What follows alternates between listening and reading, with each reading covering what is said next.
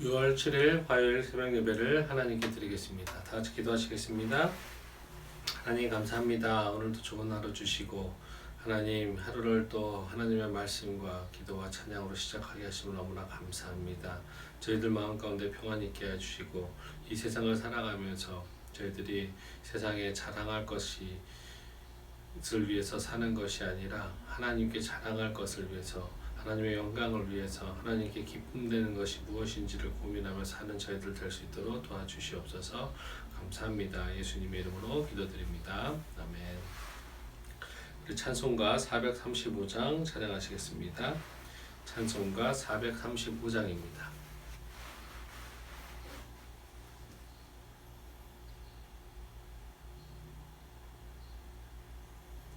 나의 영원하신 기업 찬양하시겠습니다.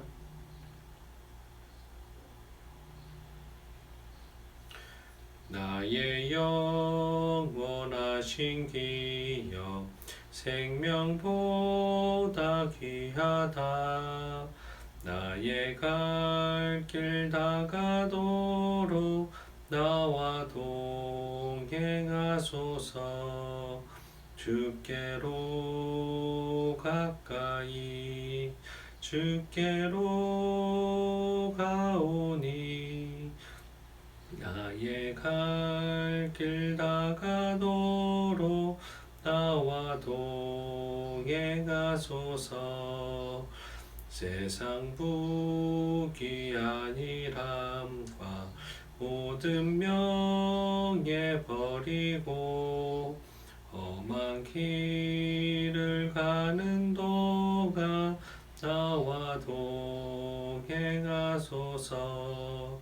주께로 가까이 주께로 가오니 나의 갈 길 다가도록 나와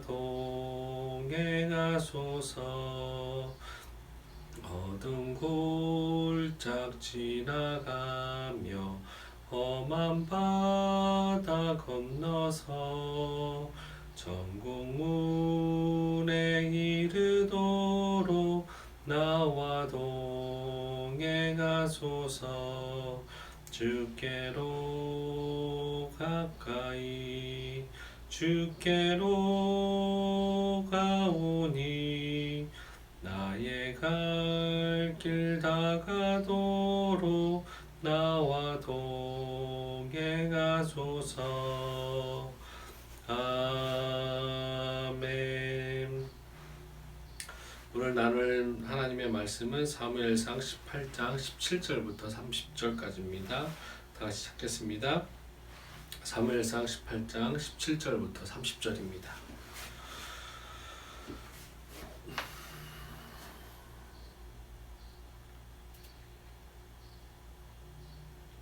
사무엘상 18장 17절부터 30절 다 찾으셨으면 우리 다 같이 읽겠습니다. 사울이 다윗에게 이르되 내 딸 메랍을 내게 아내로 주리니 오직 너는 나를 위하여 용기를 내어 여호와의 싸움을 싸우라 하니 이는 그가 생각하기를 내 손을 그에게 대지 않고 블레셋 사람들의 손을 그에게 대게 하리라 함이라. 다윗이 사울에게 이르되 내가 누구며 이스라엘 중에 내 친속이나 내 아버지의 집이 무엇이기에 내가 왕의 사위가 되리까 하였더라. 사울의 딸 메랍을 다윗에게 줄 시기에 우올라 사람 아드리엘에게 아내로 주었더라. 사울의 딸 미갈이 다윗을 사랑하며 어떤 사람이 사울에게 알린지라. 사울이 그 일을 좋게 여겨 스스로 이르되 내가 딸을 그에게 주어서 그에게 울무가 되게 하고 블레셋 사람들의 손으로 그를 치게 하리라 하고 이에 사울이 다윗에게 이르되 내가 오늘 다시 내 사위가 되리라 하니라. 사울이 그의 신하들에게 명령하되 너희는 다윗에게 비밀을 말하여 이르기를 보라. 왕이 너를 기뻐하시고 모든 신하도 너를 사랑하나니 그런즉 내가 왕의 사위가 되는 것이 가하니라 하라. 사울의 신하들이 이 말을 다윗의 귀에 전하매 다윗이 이르되 왕의 사위가 되는 것을 너희는 작은 일로 보느냐 나는 가난하고 천한 사람이라 한지라. 사울의 신하들이 사울에게 말하여 이르되 다윗이 이러이러하게 말하더이다 하니 사울이 이르되 너희는 다윗에게 이같이 말하기를 왕이 아무것도 원하지 아니하고 다만 왕의 원수의 보복으로 블레셋 사람들의 포피 100개를 원하신다 하라 하였으니 이는 사울의 생각에 다윗을 블레셋 사람들의 손에 죽게 하리라 함이라. 사울의 신하들이 이 말을 다윗에게 아뢰매 다윗이 왕의 사위 되는 것을 좋게 여김으로 결혼할 날이 차기 전에 다윗이 일어나서 그의 부하들과 함께 가서 블레셋 사람 200명을 죽이고 그들의 포피를 가져다가 수대로 왕께 드려 왕의 사위가 되고자 하니 사울이 그의 딸 미갈을 다윗에게 아내로 주었더라. 여호와께서 다윗과 함께 계심을 사울이 보고 알았고 사울의 딸 미갈도 그를 사랑하므로 사울이 다윗을 더욱 두려워하여 평생에 다윗을 새 대적이 되라. 블레셋 사람들의 방백들이 싸우러 나오면 그들이 나올 때마다 다윗이 사울의 모든 신하보다 더 지혜롭게 행하매 이에 그의 이름이 심히 귀하게 되리라. 아멘. 오늘은 겸손의 시작은 자아 성찰부터 시작됩니다 라는 제목으로 하나님 말씀 나누겠습니다. 본문은 어저께까지도 1차 다윗 살해 시도와 다윗에 대한 그의 두려움이 점점 더 커짐을 보고 있습니다. 그에 이어서 오늘 본문은 결혼을 빙자한 사울의 다윗 제거 음모 실패와 또 높아지는 다윗의 명성에 대해서 이제는 사울이 더욱더 두려워하고 있음을 보여주고 있습니다. 구절별로 구체적으로 살펴본다면 17절부터 21절은 사울이 큰딸 메락과의 결혼을 조건으로 다윗으로 하여금 블레셋과 싸우게 함으로써 블레셋을 통해 다윗을 제거하고자 하는 계획을 세우게 됩니다. 계속해서 22절과 20부터 29절은 메락과의 결혼을 미끼로 하여서 다윗을 제거하려고 한 사울의 음모가 실패로 돌아가고 오히려 다윗이 사울이 제시한 블레셋 사람의 양피 100개보다 배가 되는 200개를 가져다 주고 사울의 둘째 딸 미갈과 결혼한 사실을 보도하고 있습니다. 끝으로 30절은 다윗이 블레셋과의 전쟁시마다 사울의 부하들보다 더 지혜롭고 더 잘 싸움으로 다윗의 명성이 더욱더 높아지고 있음을 밝히고 있습니다. 오늘 본문 중에서는 23절이 주는 교훈을 한번 살펴보겠습니다. 23절 우리 한 목소리 같이 읽겠습니다. 사울의 신하들이 이 말을 다윗의 귀에 전하매 다윗이 이르되 왕의 사위 되는 것을 너희는 작은 일로 보느냐 나는 가난하고 천한 사람이라 한지라. 사울의 사위가 된다는 것을 권하는 신하들의 말에 다윗은 왕의 신하가 된다라는 것은 중요한 일로서 자기는 가난하고 천한 사람이기에 왕의 사위가 될 자격이 없다고 고백하고 있습니다.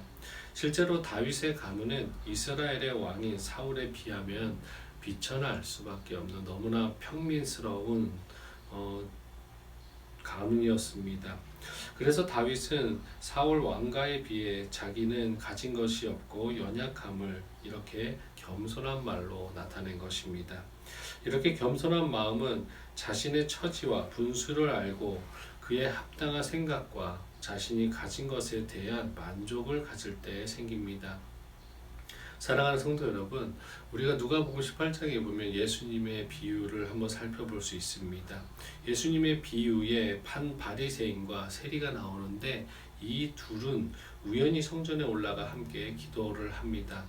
참으로 기도하는 모습은 어느 누가 하더라도 아름다운 모습이겠지요. 그런데 성경이 전하고 있는 그들의 기도하는 모습이나 내용은 전혀 다른 양상을 띠고 있습니다. 먼저 바리새인을 보면 그는 세리와 비교하여 자신은 죄를 짓지 않았음을 밝히고 오히려 금식과 기도와 11조 같은 생활을 잘하고 있음을 자랑했습니다. 이에 비해 세리는 바리새인 가까이 가서 서지도 못하고 또 성전에 제대로 들어가지도 못하고 고개를 들지 못한 채 다만 죄인인 자신을 불쌍히 여겨달라고 간구하는 모습을 보입니다. 이 둘의 예수님의 평가는 이들이 기도한 내용이나 태도와는 정반대였습니다. 즉 예수님께서는 바리새인은 의롭다 하심을 받지 못했지만 세리는 의롭다 함을 받았다고 말씀하십니다. 사랑하는 성도 여러분, 이 결과는 한 사람은 교만했기 때문이고 한 사람은 자신의 정체성과 자신의 본 모습을 정확하게 판단하고 겸손했기 때문입니다. 그러면 어떻게 해서 바리새인은 교만하게 되었고 세리는 겸손할 수 있었습니까?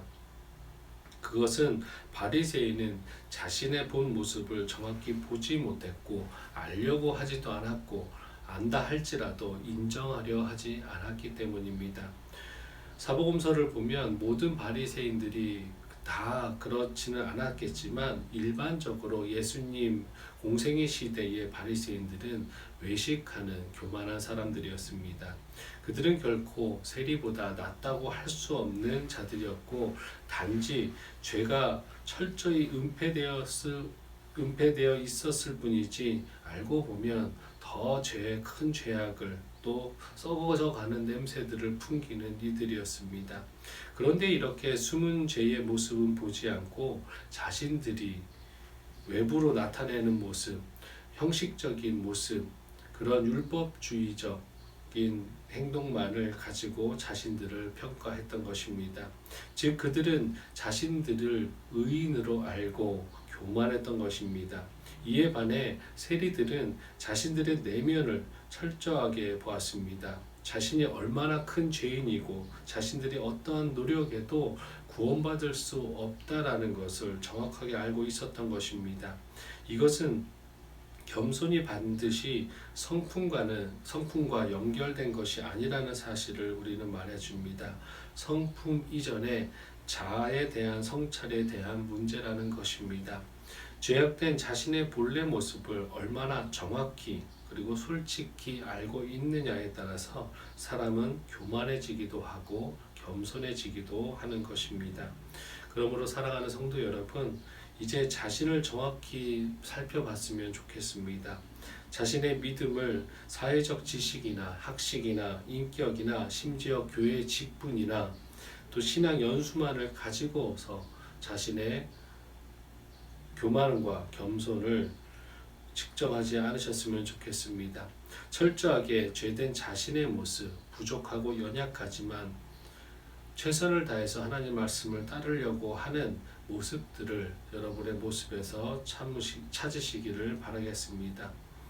그때 여러분은 자신의 모습, 본 모습, 죄인됨을 인정하고 하나님 앞에 부족함을 있는 그대로 나올 때 분명히 여러분은 여러분 안에서 다윗과 같은 겸손함을 발견할 수 있게 될 것입니다.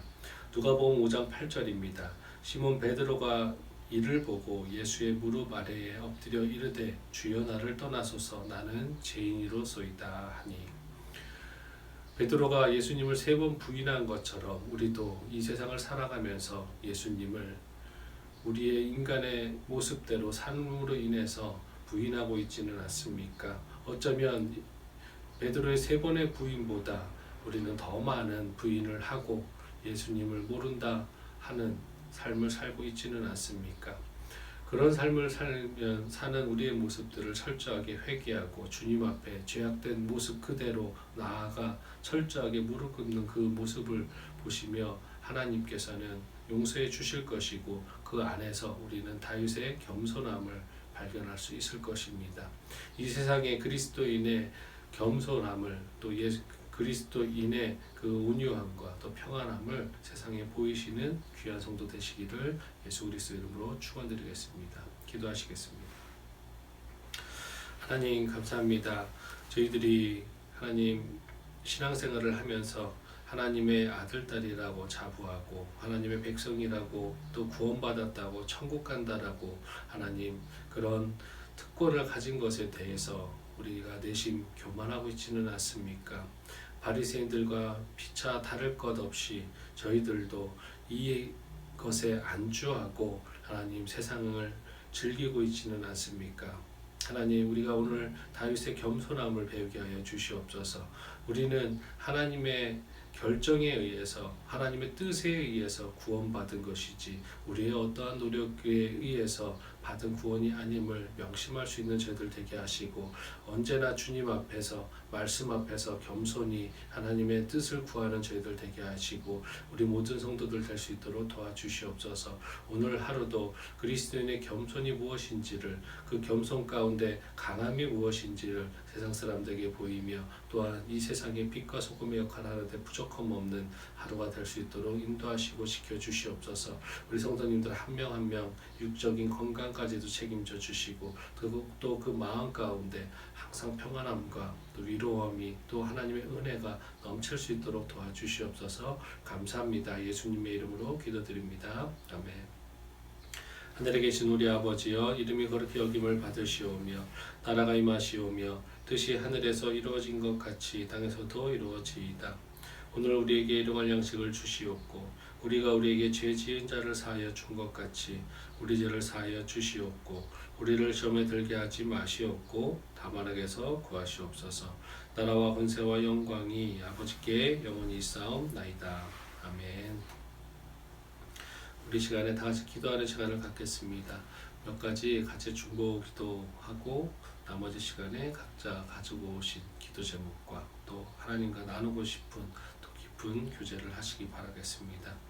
첫 번째로, 우리나라의 경제 중에서 중소기업들이 요즘 여러 가지 재정 악화와 전체적인 경영 위기를 처하고 있습니다. 잘 헤쳐나가서 또 우리나라의 경제의 중추를 담당하는 그 역할을 잘 수행할 수 있도록 기도해 주셨으면 좋겠고, 러시아와 우크라이나 전쟁이 이제는 100일을 훨씬 넘었고, 또 계속해서 많은 사람이 다치고 사망하고 있는데 조속히 평화적으로, 정치적으로도 잘 마무리될 수 있도록 기도해 주셨으면 좋겠습니다.